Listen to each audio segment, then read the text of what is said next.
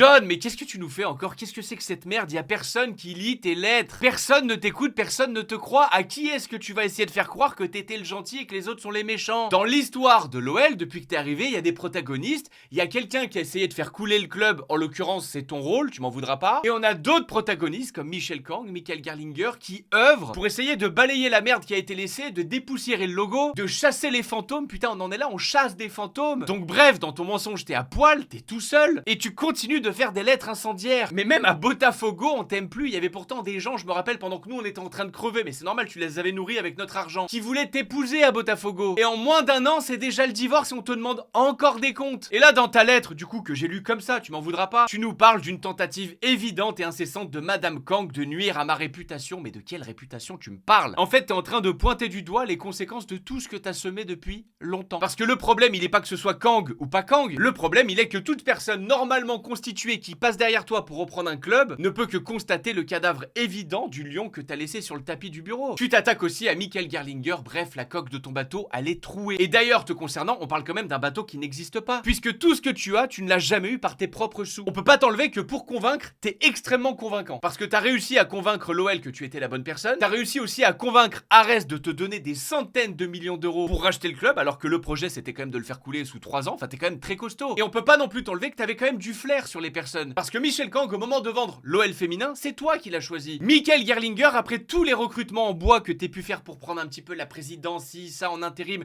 c'est un bon gars. Pierre Sage, c'était aussi toi, c'était un bon gars. Et tous ces gens-là ont des yeux, ont des oreilles, ont un bon rapport à l'argent. Et quand il s'agit de faire les choses bien, bah bien évidemment qu'on se retourne contre toi, ça va pas du tout. Donc par pitié, arrête de nous casser les couilles, personne te lit. Fin, on est passé à autre chose, d'une main de reine. Tata, elle est quand même en train de nous sauver avec l'argent qu'elle a gagné, elle, dans sa vie, via ses différentes sociétés, etc. Donc je tends à croire qu'elle aime son argent, qu'elle a pas envie d'en faire n'importe quoi, donc elle va mener le bateau OL à bien. Donc see you later, have a nice day to Brazil, enjoy the World Cup, and let us tranquille. Mais bref, n'oubliez pas de vous abonner dès qu'il y a quelque chose qui pop sur l'activité de l'Olympique Lyonnais.